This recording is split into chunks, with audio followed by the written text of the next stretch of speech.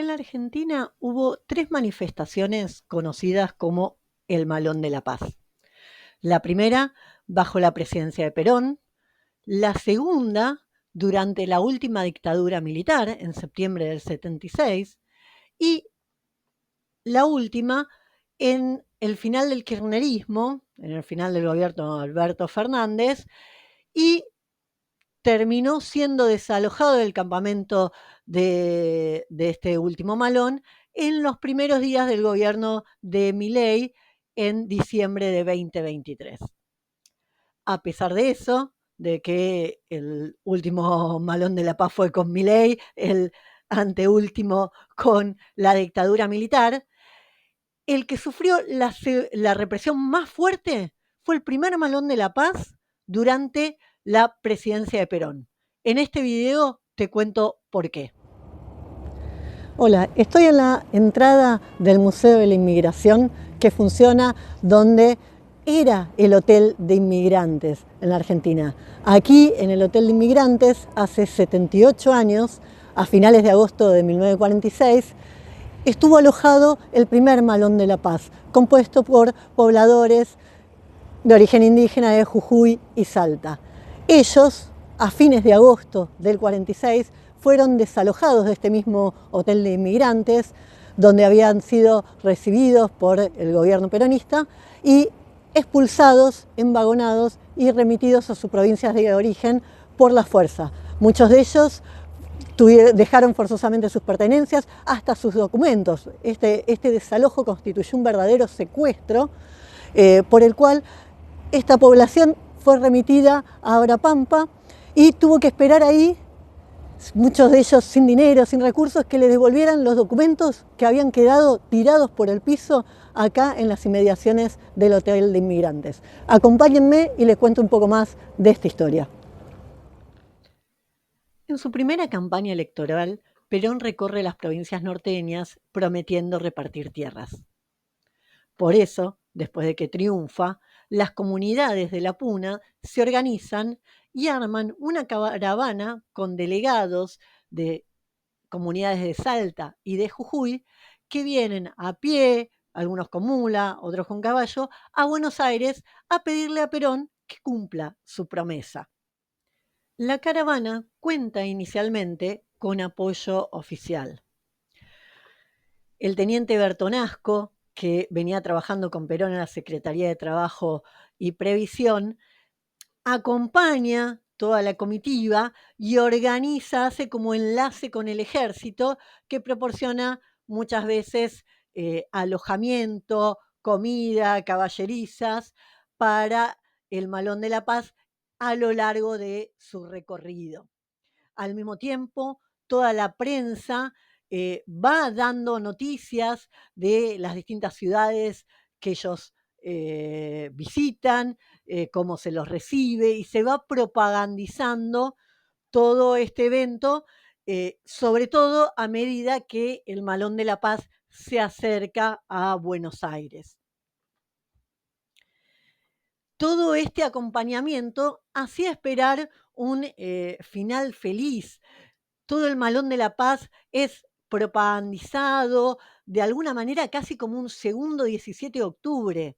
Eran los más humildes, los más pobres, los más vulnerables de el interior del país, que llegaban caminando a pedirle sus demandas a Perón, que seguramente las iba a cumplir. Hay grandes actos en distintas ciudades, como en Luján, y finalmente Perón los recibe en Plaza de Mayo y delegados del Malón de la Paz suben, se entrevistan con Perón y saludan a la multitud que los ha recibido desde los balcones de Casa Rosada. ¿Cómo no esperar un final feliz para esta aventura que es recibida de esta manera por el propio presidente y tan celebrada por todos los medios? Bueno, unas semanas después de esta recepción en Plaza de Mayo, ocurre lo impensable, el desalojo violento del Malón de la Paz. Quédense en el video que les cuento. ¿Qué pasó con los integrantes del Malón de la Paz después de ser recibidos en Plaza de Mayo y por qué son expulsados? Este por qué son expulsados tiene que ver con un sobre secreto, una carta secreta que es entregada ese mismo día a Perón en mano por los delegados indígenas en el balcón de la Casa Rosada. Quédense unos minutitos y les cuento. Los integrantes del Malón de la Paz fueron alojados en este hotel de inmigrantes como si ellos fueran extranjeros en su propia nación. Estuvieron divididos en pabellones de hombres, de mujeres, y al principio podían entrar y salir del hotel a libertad. Pero muy pronto, antes del desalojo, fueron custodiados por miembros de gendarmería y de la policía y no pudieron salir del hotel. Tampoco se permitió el ingreso al hotel, después de unos días, de la prensa, que al principio había acompañado al Malón. Y otras personas del mundo político vinculados a este emprendimiento político, sea el diputado jujeño laborista Dionisio o Bertonasco, el general que había acompañado al Malón de la Paz, también tuvieron prohibido el acceso al hotel de inmigrantes. De tal forma que ellos estaban presos en el hotel e incomunicados. Ante esta situación, al encontrarse bajo vigilancia policial e incomunicados en el hotel de inmigrantes, los integrantes del Malón de la Paz protestan. Incluso amenazan con hacer una huelga de hambre si no les permiten hablar o con Perón o con el teniente Bertonasco. Pero no obtienen respuestas. El 28 de agosto hay un primer intento de desalojo. Se los lleva engañados a Retiro. Le dicen, ya está, todo lo que ustedes pidieron, ya se los concedieron, ahora vuelvan a sus provincias. Y se intenta hacerlos abordar a la fuerza un tren desde Retiro. Pero esto ocurre en Retiro, a hora pico, a plena luz del día, donde hay mucho tránsito, y como ellos se resisten, se arma un conflicto y medio un escándalo público. La prensa cuenta que mientras que la policía subía a algunos indígenas al tren, otros se bajaban por las ventanas o por otro lado y la situación se prolongaba y un montón de transeúntes veían lo que estaba pasando. Para evitar darle más difusión y generar una situación a esto, finalmente las autoridades deciden frenar el desalojo y permiten que la comitiva vuelva al hotel de inmigrantes. Allí ellos siguen preocupados por la situación, siguen demandando a Perón, a Bertonasco, y se preparan para resistir nuevos intentos de desalojo. De hecho, los hombres se atrincheran en el dormitorio como preparados para resistir. Pero a primeras horas de la madrugada llega la policía, y ya no solo la policía.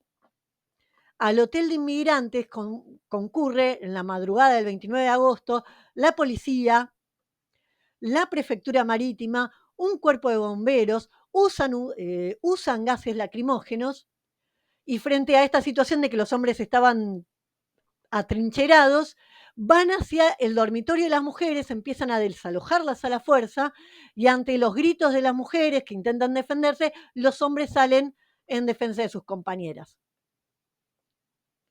Y todos son emvagonados, colocados a la fuerza en vagones de tren que ya no estaban en Retiro, sino ahí mismo en las cercanías del hotel de inmigrantes. El hotel de inmigrantes, recordemos, está en una zona portuaria y muy alejada de lugares transitados, más a esa hora de la mañana. Entonces, hay vías de tranvía, hay vías de tren que llegan ahí. Bueno, son colocados en vagones directamente en la cercanía del hotel de inmigrantes y remitidos a sus provincias de origen. El tren va a ir con custodia policial directo hasta Abrapampa. Si bien hay algunas paradas intermedias en Rosario, en Tucumán, no, la custodia policial impide que se bajen del tren, que dialoguen con nadie en el trayecto, y todos los integrantes del Malón de la Paz son abandonados en Abrapampa, a pesar de que algunos de los integrantes del Malón no eran de esa zona, sino de Salta. Y son abandonados allí, muchos de ellos sin sus documentos, que quedaron desperdigados, como decía al inicio de este video, en las cercanías del hotel de inmigrantes. Dentro del grupo que llega a Abrapampa hay algunos que habían sufrido heridas de sable, hay otros que fueron encadenados para ser subidos a los vagones de tren.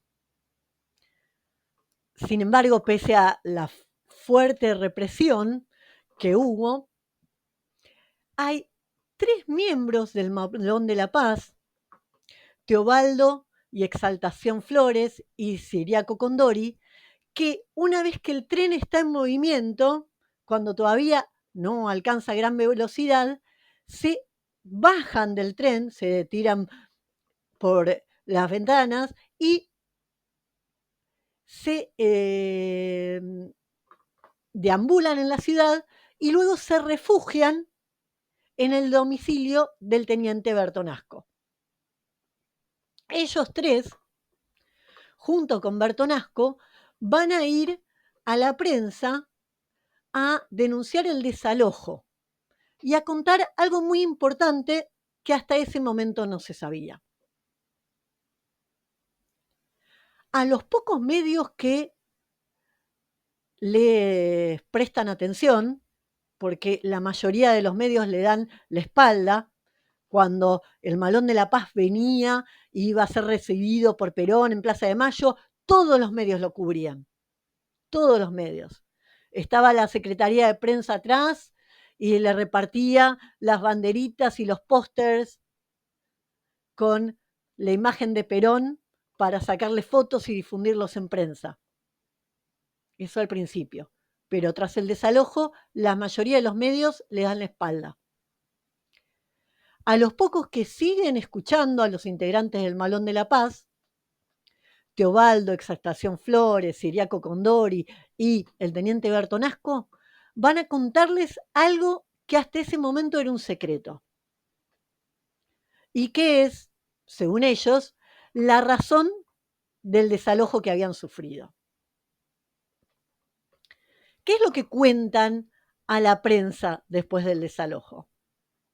Ellos cuentan a la prensa que además de tierras, pedían otra demanda, que era muy importante y que ellos habían considerado que era necesario mantener en secreto todo su trayecto hasta verlo a Perón, que necesitaban entregarle ese pedido en un sobre lacrado directamente a manos de Perón para que él pudiera leer su demanda y nadie se enterara antes y nadie interfiriera. ¿Qué era eso tan importante que tenían que pedirle? ¿Por qué tenían que guardar el secreto durante todo el viaje? Bueno, lo que ellos habían venido a pedirle a Perón era que interviniera la Dirección de Protección al Aborigen. La Dirección de Protección al Aborigen estaba a cargo de un funcionario, Taboada, que había estado presente en el desalojo.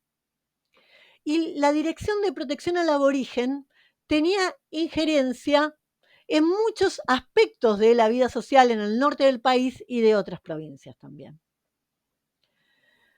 Tenía jurisdicción sobre las reducciones de indígenas que seguían funcionando como un régimen de semi-esclavitud en el norte del país. Tenía jurisdicción sobre las condiciones laborales en los ingenios azucareros. De hecho, la Dirección de Protección Aborigen tenía secretarios, funcionarios en los ingenios que supuestamente tenían que controlar las condiciones laborales en los ingenios, en especial de la población de origen indígena. Y lo que los integrantes del Malón de la Paz venían a denunciar es que estaban completamente entongados con las autoridades de los ingenios, que en vez de defenderlos, contribuían a su explotación.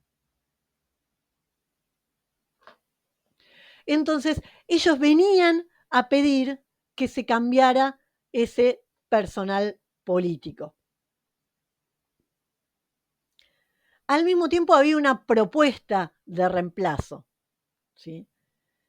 El candidato a reemplazar a Taboada era precisamente el teniente Bertonasco.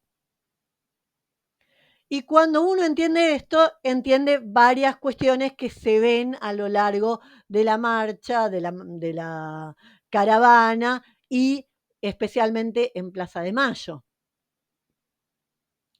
El día que el Malón de la Paz llega a Plaza de Mayo, hay una bandera que dice Bertonasco, apóstol de los indígenas. Hay una campaña por colocar a Bertonasco en el rol de la dirección, a cargo de la Dirección de Protección Aborigen. Y eso a Perón no le gusta nada, no le gusta esta otra demanda que no podía cumplir sin enfrentarse a sus aliados. Hay que pensar que los gobernadores peronistas en el norte del país pertenecen todos a la vieja oligarquía terrateniente, son dueños de ingenios. Esto ya a Perón no le gustaba. Dar alguna tierra aquí o allá, eso podía conceder fácilmente y por eso había apoyado la manifestación, la había difundido, etc. Pero otra cosa era trastocar los cimientos de todo el régimen de explotación en el norte del país y en otros sectores también. Entonces, a Perón no le gusta nada la demanda y no le gusta nada verse traicionado por Bertonasco, que él había colocado ahí para de alguna manera controlar la propuesta y para controlar la protesta y no para que le hiciera una jugada política y mucho menos en alianza con los laboristas. Veamos un poquito más quién era Bertonasco y qué estaba pasando con los laboristas, por lo cual este conflicto justo en este momento se vuelve muy conflictivo para Perón. Bertonasco en sí mismo es una figura muy particular, hasta por su historia personal. Él es hijo de un militar héroe, entre comillas, de la campaña contra los indígenas en la Patagonia y también en la campaña contra los indígenas en el Chaco. Pero por otro lado, su madre es una indígena secuestrada en el sur del país, tras estas campañas militares, entregada en adopción a una familia de bien de la aristocracia argentina, o sea, entregada forzosamente en un régimen de esclavitud, a familias de la aristocracia que tomaban las mujeres secuestradas tras la campaña militar como sirvientas domésticas. Y luego el padre Bertonasco se casa con esta mujer. Entonces, Bertonasco en sí mismo conjuga en su historia personal lo del ejército que violentó a las comunidades indígenas y estas comunidades personificadas en su madre que sufrieron esa violencia y luego el secuestro, la entrega en condiciones de servidumbre a familias de la burguesía argentina. Y la madre de Bertonasco le había dicho a su hijo que velara por sus hermanos los indios. Esto dice Bertonasco en su mismo diario. Entonces, de alguna manera, Bertonasco tenía estas lealtades divididas en su cabeza. Cuando Perón llega, bajo el gobierno militar de 1943-45, a dirigir la Secretaría de Trabajo y Previsión, Bertonasco pide trabajar con Perón, pide ser adscripto a la Secretaría de Trabajo y Previsión.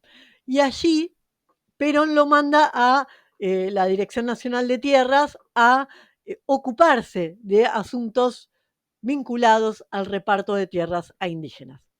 Recordemos que la Secretaría de Trabajo no se ocupaba solo de las cuestiones de Secretaría de Trabajo, sino que Perón, una vez que está a cargo de ahí, empieza a anexarle otras reparticiones públicas y termina siendo casi un mega ministerio, ¿sí? Con muchas funciones, agrupando otras oficinas que antes funcionaban independientemente.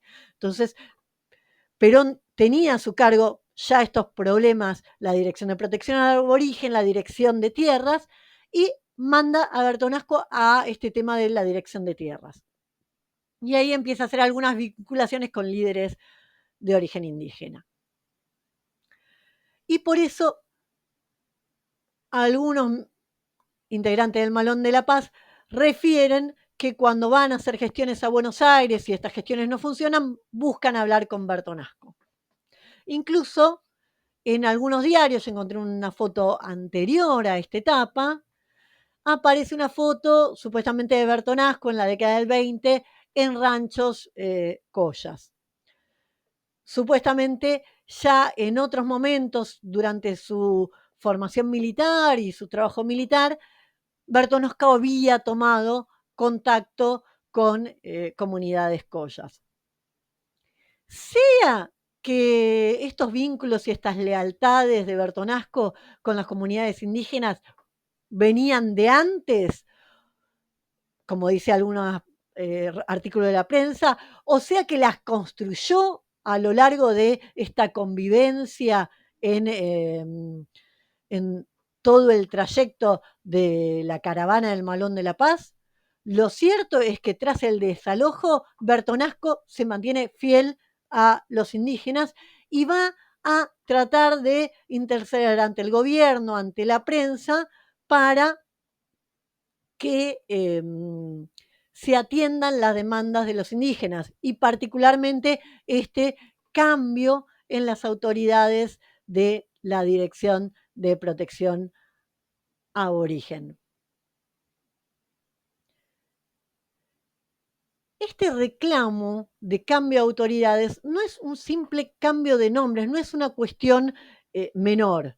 De alguna manera con la perspectiva indigenista y con el reclamo de tierras que pervivió mucho tiempo y que se mantiene en algunos casos ahora y que es un reclamo que a veces hasta la iglesia defiende, se pierden de vista otros reclamos y que esta es una población que si bien tiene orígenes indígenas, ya está proletarizada, trabaja como obreros en los ingenios, trabaja como obreros en las minas. El diputado laborista Viviano Dionisio, y hijo de uno de los integrantes del Malón de la Paz, era delegado obrero de una mina, de la mina del Aguilar. Entonces hay que pensar cómo se conjuga la cuestión de clase y la cuestión étnica también. Y hay que pensar la importancia de que haya personas de derecha o personas más vinculadas a las propias a estos propios movimientos en estos altos cargos de funcionarios. ¿Tiene importancia que esté Taboada, un tipo de derecha reaccionario, o que esté otra persona en la repartición en estas reparticiones? Y pensémoslo retrospectivamente. ¿Qué pasó un año después del desalojo del Malón de la Paz? Estuvo el genocidio de los indígenas Pilagá. Quizás si se hubiera cumplido esta demanda del Malón de la Paz, no hubiera estado a cargo de la Dirección de Protección Aborigen alguien dispuesto a matar a sangre fría a toda una comunidad en Formosa. ¿Sí? No era una cuestión menor lo que estaban pidiendo, tanto por lo que ocurría cotidianamente en los ingenios, como con lo que ocurrió después con la masacre Pilaga en Formosa. La otra figura importante en este proceso es Viviano Dionisio. Es el hijo del abanderado del Malón de la Paz, es uno de sus promotores y organizadores, es un delegado, un diputado laborista, viene de una trayectoria sindical en la mina del Aguilar, y cuando ocurre el secuestro y el desalojo de los integrantes del Malón de la Paz, va a presentar varios habeas corpus pidiendo la liberación de estas personas que son detenidas inconstitucionalmente. Al mismo tiempo va a continuar todas las gestiones para tratar de conseguir sus demandas. Acá hay que tener en cuenta una cuestión, cómo cambia la situación política desde el momento en mayo, cuando el Malón de la Paz sale de la puna, a agosto, cuando llega a Buenos Aires. En el medio se produce, eclosiona con bastante virulencia, el conflicto entre Perón y los laboristas. O sea, el conflicto entre Perón y los gremios y los dirigentes gremiales como Cipriano Reyes o Luis Gay, que lo habían apoyado el 17 de octubre en la campaña electoral. Entonces, frente a este conflicto, Perón no quiere verse presionado por una movilización que ve armada por el laborismo. Hay que pensar que en ese momento Perón está tratando de desarmar el laborismo y hacer que todo el laborismo se someta, se desarticula el Partido Laborista y se someta al nuevo partido peronista que él quiere armar, juntando las fracciones que lo habían apoyado en las elecciones del 46. El laborismo todavía se está resistiendo y en la época en que llega el Malón de la Paz a Buenos Aires, hay un congreso laborista y llegan delegados de distintas provincias del país que van a hacer peticiones ante el presidente, van a hablar a la prensa en la misma línea que el Malón de la Paz. Por ejemplo, hay delegados de la provincia de Misiones que dicen que allí en Misiones no se respetan las leyes laborales y que en los yerbatales se trata a los obreros como esclavos. Gracias a la presión que hace el diputado Viviano Dionisio y a algunos medios que siguen levantando el tema y que acusan del desalojo a algunos funcionarios menores, pero no a Perón, finalmente Perón recibe en Casa Rosada al diputado Viviano Dionisio. Ya no vuelve a recibir a integrantes del Malón, solo recibe al diputado. Y la reunión nos muestra cómo Perón estaba perfectamente al tanto de la situación y cómo todo había sido parte de su decisión política y no de funcionarios menores. ¿Por qué digo esto? Porque Perón le va a hacer a Viviano Dionisio la misma jugada política que en los 70 le hace a Montoneros cuando Montoneros se quejaban de la AAA y de López Rega. ¿Qué hizo Perón en los 70? Cuando Montoneros se quejaba de López Rega y la AAA, Perón les concede una reunión, pero los embosca. No le avisa que esa reunión era con López Rega.